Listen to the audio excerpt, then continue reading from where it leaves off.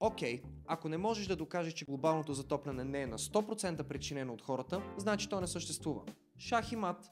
Ами всъщност. Сега видяхте така наречената Continuum Fallacy, или парадокса на купчината. Той настъпва, когато някой твърди, че само защото нещо лежи на спектър и не е на 100% доказано, то трябва да бъде грешно. Друга перспектива на тази грешка е купчината зърна. Дори да премахнем едно от тях, тя не спира да бъде купчина. По тази логика, дори да остане само едно зърно, то трябва също да е купчина. Но това очевидно не е вярно. Хубаво, обаче ако наистина те грижа за околната среда, ще станеш веган. Или помагаш на планетата, или унищожаваш. Или си твърде мързелив, за да направиш нещо. Днес сме във вихъра си. Две логически грешки на цената на една.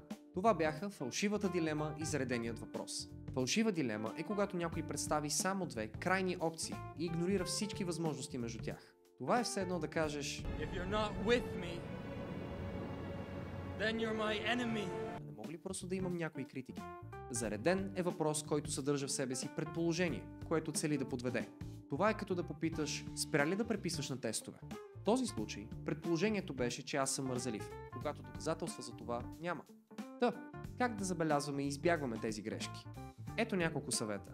Номер 1. Внимавайте за доводи, които представят света в черно и бяло. Той често е пълен с нюанси. Номер 2. Винаги следете за трета опция. Често крайностите не изчерпват картината. Номер 3. Бъдете нащрек за подвеждащи въпроси. Можете да поставяте под въпрос и самата им формулировка. И запомнете, само защото някой звучи уверен докато казва нещо, не значи, че е прав.